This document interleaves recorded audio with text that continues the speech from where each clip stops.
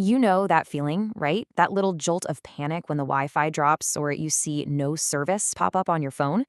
In the world we live in now, losing that signal, even for a second, feels like being cut off from everything. But what if it wasn't just your phone? What if it wasn't just for a moment? What if the signal was lost for an entire city? That's what we're going to dive into. This Reddit user just nails it. Our connection to the internet isn't just some utility anymore, is it? It's completely woven into our lives. It's how we work, how we talk to family, and, maybe most importantly, how we get emergency information. In a real crisis, it's not a luxury, it's an absolute lifeline. So let's take that a step further. I'm not talking about a slow connection. I want you to imagine a total citywide communications blackout. No calls, no texts, no emergency alerts whatsoever. All of a sudden, the most basic way to communicate is just gone, right when you need it the most. And look, this isn't some sci-fi movie plot. This exact scenario has happened in major disasters all around the globe, and it's shown us just how fragile our modern communication systems really are. Just try to wrap your head around this number. After Hurricane Maria hit Puerto Rico back in 2017, a staggering 95% of the island's cell towers were knocked offline. That's practically total silence for an entire population. And this isn't just a one-off problem. When Japan had that devastating earthquake and tsunami in 2011, about 4,900 mobile base stations were just wiped out, gone.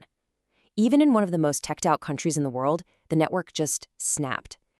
So why are these networks so flimsy when we need them? Well, the reasons are actually brutally simple.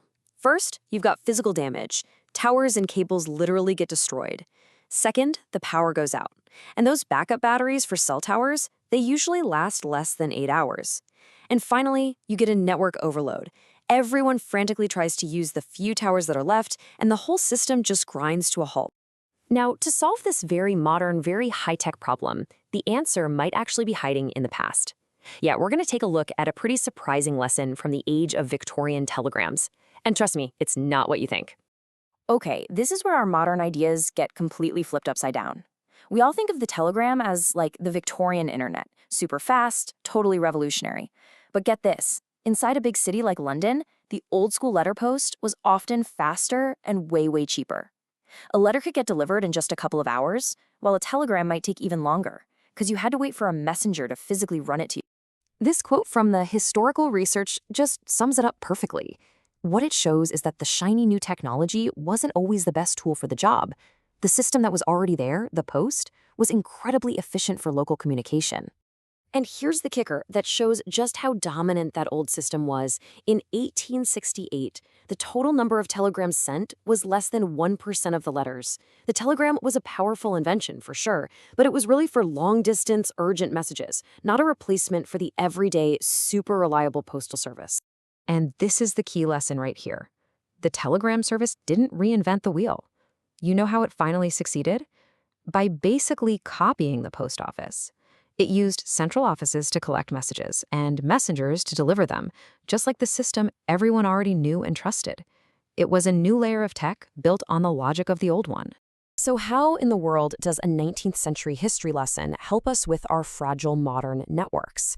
Well, that exact insight, the idea of layering a new system on top of an existing trusted one, is the core idea behind a brand new blueprint for disaster-proof cities. So meet Howlert. It's a new kind of communication system, and it's designed specifically for the chaos that happens right after a disaster. Its one and only job is to make sure citizens and first responders can always talk to each other. And here is where it gets really clever. Howlert's big idea is to repurpose the infrastructure that's already all around us in our cities. So instead of building a whole new system from scratch, it basically hijacks the smart devices we already have to create a backup network on the fly. So this visual gives you the basic idea, but imagine this scaled up across an entire city. The real magic isn't a central server somewhere. It's out there, in the city itself. All those interconnected smart devices, sensors, lights, cameras, they can be told to stop their normal jobs and instead start passing messages to each other, forming a brand new resilient mesh network that completely bypasses the broken cell system. So what are we talking about exactly? Well, think about the thousands of smart devices in any modern city. You've got traffic lights, air quality sensors, smart street lights, even public Wi-Fi hotspots. Hallert is designed to turn every single one of those into a little communication hub in an emergency. Now, the reason the system is so tough is because of a very clever dual network design. The easiest way to think about it is like a highway system. You've got the data network, which is like the main road where all the cars, our messages, our photos are traveling. But then there's a totally separate control network. That's like the traffic control system that keeps all the stoplights and signs working, making sure the main highway never, ever gets gridlocked. So that main data highway, it runs on something called Wi-Fi Halo. You can basically think of it as a long-range, super-powered version of the Wi-Fi you have at home. It's designed to punch its signal through buildings and over a distance of up to 1 kilometer, which is perfect for connecting people across a damaged city. And what about that all-important traffic control system? That uses something called LoRa. This is an incredibly robust radio signal that needs very little power.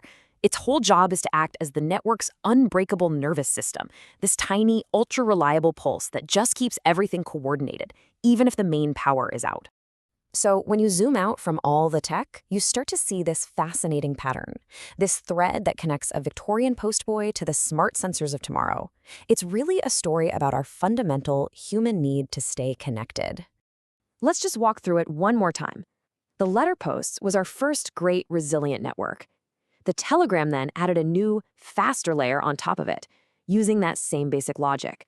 Today, our mobile networks are amazing but fragile, and tomorrow, systems like Hallert are creating a new backup layer built by repurposing the digital stuff that's already all around us. And that's the real takeaway here. The technology is always changing. It goes from paper and ink carried by a person to radio waves bouncing between traffic lights. But the fundamental human goal has never changed, just to find a way to communicate, to reassure each other, and to get help when everything else has gone wrong. I mean, the researchers behind Hallert say it best themselves. The whole point is to use our smarts to design systems that don't break when we're at our most vulnerable. It's all about making sure those lines of communication stay open no matter what. So that leaves us with one final thought. This challenge of building resilient networks, it's not over. As our cities get even smarter and more complex, the question is always going to be, what's the next layer? What's the next innovation that's going to guarantee we can always find a signal, even when the world goes dark?